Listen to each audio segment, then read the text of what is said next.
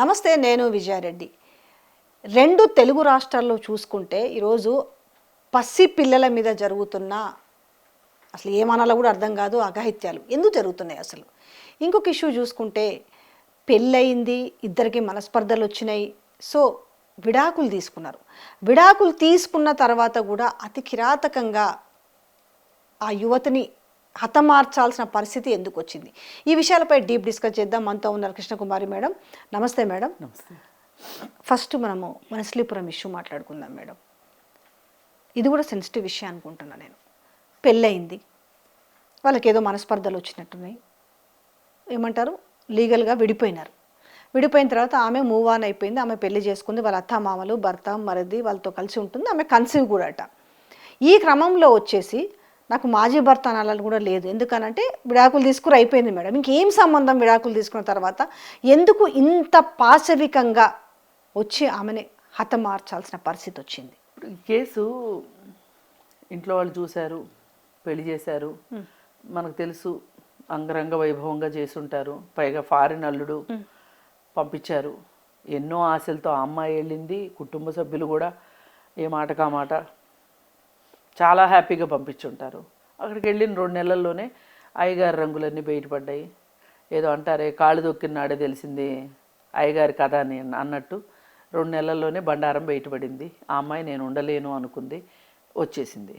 వచ్చేసి ఇక్కడ కేసు పెట్టింది. సరే, అతను వచ్చాడు, మాట్లాడుకున్నారు. ఇంకా ఇది ఎంతమంది మధ్యవర్తిత్వం చేసినా ఇది అయ్యేలాగా అనిపించలేదు. సరే, వాళ్ళు వీళ్ళు మాట్లాడుకున్నారు, మ్యూచువల్ కన్సెంట్తో విడాకులు కూడా తీసేసుకున్నారు. అప్పటికి ఆ అమ్మాయి గృహహింస కేసు అవన్నీ పెట్టింది. సరే, ఈ విడాకులు అయిన తర్వాత ఆ గృహహింస కేసు వాటి వల్ల అతనికి వీసా రాలేదు. అతని కథ అలా ఉంది. సరే, ఈమె వైపు నుంచి చూస్తే ఈమెకు విడాకులు అయిన తర్వాత మరి పెళ్ళైన 2 నెలలకే ఆమె ఇండియా వచ్చేయడము. సరే, ఏది ఏమైనా కాస్త కోస్తో కలిగిన కుటుంబంలానే అనిపిస్తుంది, చదువుకున్న అమ్మాయి. ఇక ఈ అమ్మాయి దీని నుంచి బయటకు వచ్చేయాలి ఏమైనా సరే అని చెప్పి ఆ అమ్మాయి జాబ్ ట్రై చేసుకొని జాబ్ తెచ్చుకుంది. ఇంట్లో వాళ్ళు ఇంకో సంబంధం చూశారు, పెళ్లి చేసుకుంది. పెళ్ళి అయిపోయింది. భర్త సాఫ్ట్వేరు, ఈ అమ్మాయి సాఫ్ట్వేరు, చాలా హ్యాపీగా నడుస్తుంది ఆ అమ్మాయికి. వర్క్ ఫ్రమ్ హోమ్ జాబ్ చేసుకుంటుంది. సరే, ఈలోపు అతనికి ఏమైంది, వీసా రిజెక్ట్ అయింది, వాళ్ళ మదర్ చనిపోయిందంట. ఇతనికి నా జీవితం ఎలా అయిపోయింది, ఆమె జీవితం బాగుంది అనే ఒక బాధ వచ్చేసింది.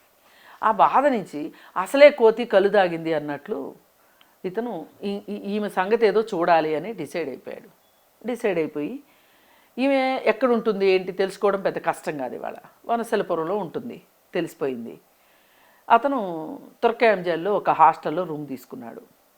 ఉండి రోజు ఈ అమ్మాయిని గమనించడం మొదలెట్టాడు. ఈ అమ్మాయి ఉండే అపార్ట్మెంటు చుట్టుపక్కల ఎప్పుడు బయటికి వెళ్తుంది, ఎప్పుడు ఇంటికి వస్తుంది, ఏం చేస్తుంది, అసలు ఏంటి మొత్తం చూసుకున్నాడు. చూసుకుని ఒక 5 డే అమెజాన్లో ఆర్డర్ పెట్టాడు. కత్తులు, కటార్లు, రంపాలు, 2 రంపాలు, 2 కత్తులు, ఒక పెట్రోల్ డబ్బా, ఇవి సరంజామా అంతా. డోర్లు వేస్తానట, దాన్ని పలగొట్టడానికి కూడా కొన్నాడట.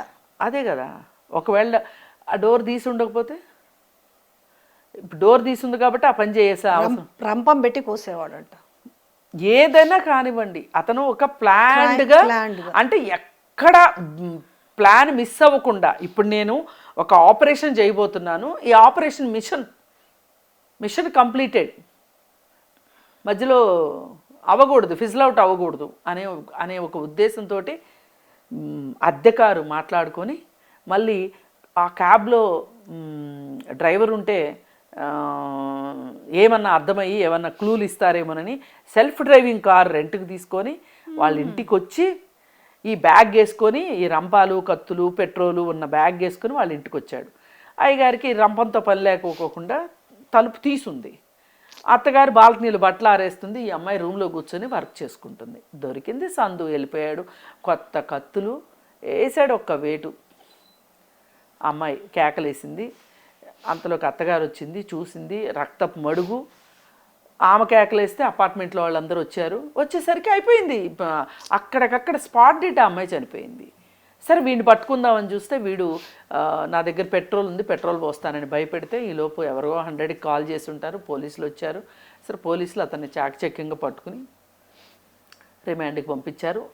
అది కాదు ఇక్కడ విషయం. ఇక్కడ అసలు ఇతను ఇలా ఎందుకు చేశాడు? ఇప్పుడు ఈ విషయంలో పోలీసుల నిర్లక్ష్యం కానీ ఇంకొకటి కానీ లేదు ఈ కేసులో పూర్తి ఇదేంటి అంటే అతను ఆమె పైన పగబట్టడమే. ఆ పగబట్టడానికి కారణాలు ఏంటి? ఇతని ఎంత సైకో మెంటాలిటీ కాకపోతే 2 నెలల్లోనే నాకు ఈ భర్త వద్దు అనుకుంటుంది. అయినా చాలామంది 2 సంవత్సరాలు 3 సంవత్సరాలు భరించి ఈలో పిల్లోడో పుడితే ఇంకా కర్మరా బాబు అని భరిస్తున్న భార్యలను చాలామందిని చూసాం. కానీ ఆ అమ్మాయి సంతకాడే మేలుకుంది కదా అని చెప్పి ఇంట్లో వాళ్ళు కూడా మరి ఆ అమ్మాయి చెప్పిన ఎగ్జాంపుల్స్, ఆ అమ్మాయి చెప్పిన పరిస్థితులు ఇవన్నీ చూసిన తర్వాత ఇంట్లో వాళ్ళకి కూడా అర్థమై ఉంటుంది, సరే మన అమ్మాయి అడిగేది న్యాయమే అని. మరి కేసు పెట్టకపోతే అయ్యగారు రాడు కదా. ఈ అమ్మాయికి విడాకులు తీసుకోవాలి అంటే కేసు పెట్టాలి. కేసు పెట్టకపోతే అవ్వదు. ఇప్పుడు ఏమంటారు కొంతమంది అతి తెలివిగా, ఈమె కేసులు పెట్టింది అందుకే చంపాడు, వాడి జీవితం నాశనం అయింది కాబట్టి చంపాడు అని జస్టిఫికేషన్లు ఇవ్వడానికి బయలుదేరతారు. కానీ అసలు ఆ అమ్మాయి జీవితం సరే తెలుసో తెలియకో అతనికి ఆ మనస్తత్వం ఉంది అని చెప్పి అతనికి కూడా అర్థం కాలేదు అనుకుందాం. పోనీ ఒక భార్య వెళ్ళిపోయింది అన్నప్పుడైనా సరే ఇతను ఒక మనిషి నన్ను వద్దనుకుంటున్నారు అంటే నాలో ఏమి లోపం ఉండొచ్చు అని ఆలోచించాలి కదా. అంతటి పరిస్థితి కూడా అతనికి లేదు అని అర్థమవుతుంది.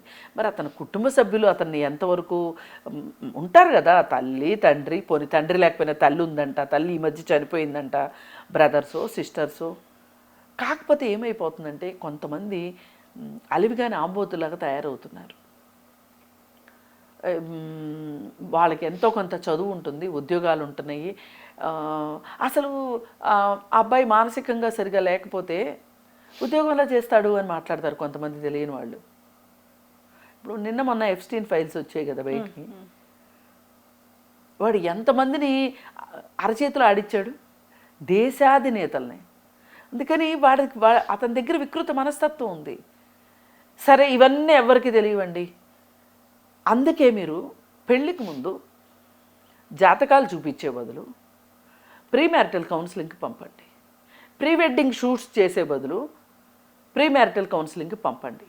పంపినప్పుడు అయ్యగారి బండారం పోని అమ్మాయికి కూడా. ఒకటి మేడం, ఇందులో అరేంజ్ మ్యారేజెస్ లోనే జరుగుతున్నాయని కాదు కదా, ప్రేమించి పెళ్లి చేసుకున్న వివాహాల్లో కూడా ఇలాంటి. నేనేం చెప్తున్నా, ప్రేమించి పెళ్లి చేసుకున్నా, పెద్దలు కుదిర్చి పెళ్లి చేసుకున్నా, ఇవాళ అమ్మాయిలు అబ్బాయిలు ఈ తల్లిదండ్రుల పర్మిషనే అక్కర్లా, పెళ్లికి ముందు మాట్లాడుకుంటున్నారు కదా, చదువుకున్న వాళ్ళే కదా. ఏం ప్రీ మ్యారిటల్ కౌన్సిలింగ్కి వెళ్తే తప్ప చెప్పండి? సరే ప్రీ మ్యారిటల్ కౌన్సిలింగ్కి వెళ్ళలేదు, పెళ్ళైన తర్వాతనే మ్యారిటల్ కౌన్సిలింగ్కి వెళ్తే అయ్యా నీ బండారం ఇది, నీ బుద్ధి ఇది, నీ బుర్రలో ఇలా ఉంది, ఇది నీ తప్పు కూడా కాదు, దీన్ని మార్చుకోవచ్చు, మార్చుకుంటేనే నీతో ఎవరైనా ఓ మనిషి అనేది ఉంటుంది.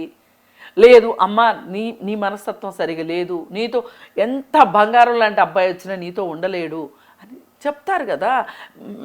మొత్తం సైకలాజికల్ రీడింగ్ జరుగుతుందండి. అంత ఈజీగా కొట్టిపారేయొద్దు వాటిని. ఈ జాతకాలు నమ్మండి, నేనేమి ఓవర్ నైట్ అందరూ మారిపోమని చెప్పట్లేదు. దాంట్లో భాగంగా ఇది కూడా చేసుకుంటే ఇప్పుడు ఇతని మనస్తత్వం ఏంటో బయటపడేది. ఈ అమ్మాయికి అర్థమయ్యేది అతను ఏంటో. ఇష్టమైతే చేసుకుంటుందే, లేకపోతే లేదు. ఇప్పుడు ఒక అమ్మాయి రిజెక్ట్ చేసింది అనుకోండి, అప్పుడు ఆ అబ్బాయి అయినా ఆలోచిస్తాడు కదా, నాకు ఈ ప్రాబ్లం ఉంది, నేను మార్చుకోవాలి అని.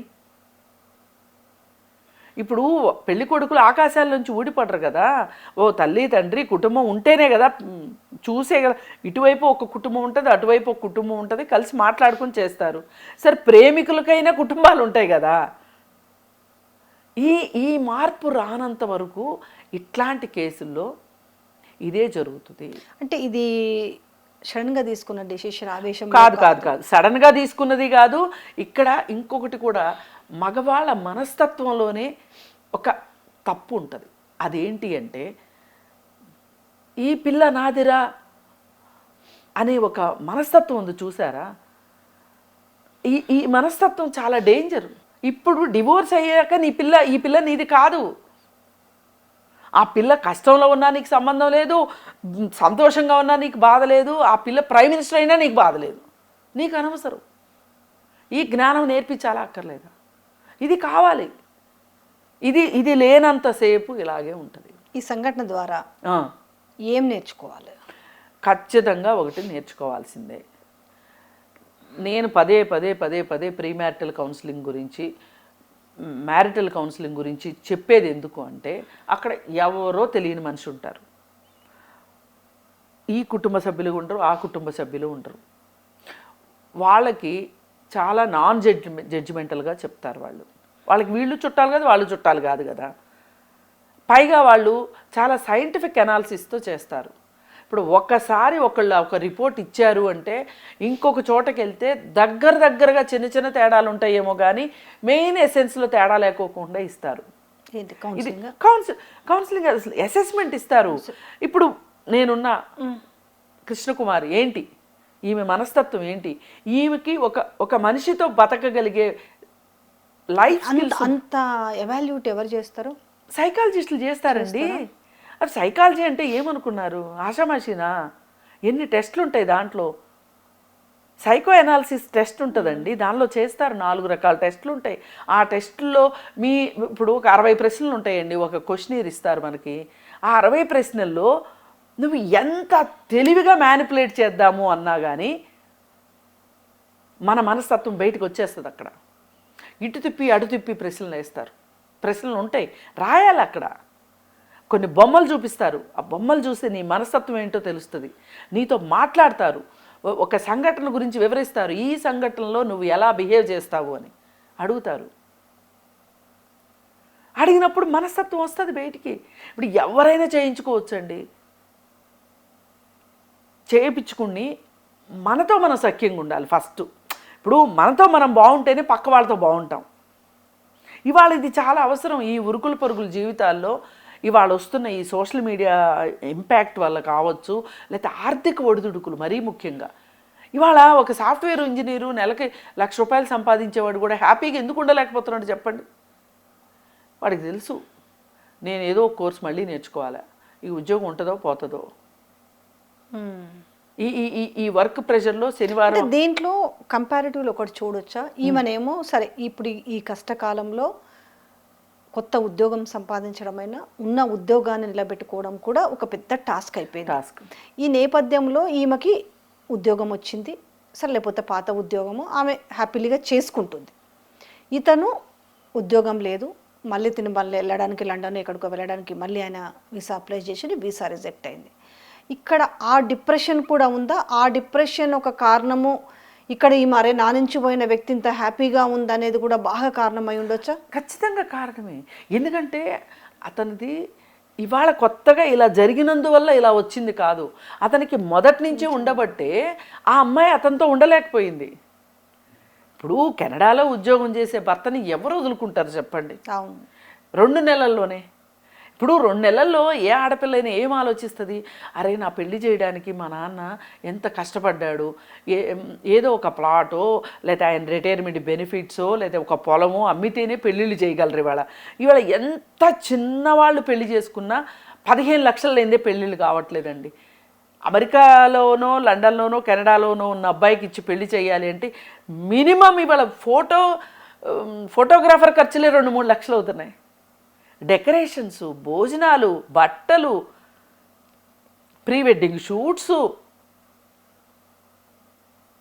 ఇన్ని చేస్తుంటే ఆడపిల్ల ఆలోచిస్తుందండి. ఆడపిల్లలు మరీ అంత కర్కశంగా ఉంటారని అనుకోను. నా తండ్రి ఇంత కష్టపడ్డాడు, ఈ పెళ్ళిని నిలబెట్టుకోవాలని ఎవరు కూడా చేతులారా ఎందుకు లైఫ్ పాడు చేసుకుంటారు. మరి అయినా అమ్మాయి ఎందుకు సాహసించి నాకు ఈ భర్త వద్దు అనుకునే పరిస్థితిలో ఉంది అంటే అతను ఏం చేసి ఉండొచ్చు? అతని మనస్తత్వమే సరిగా లేదు. ఆ లేదు కాబట్టే అతను ఈ విధంగా చేశాడు.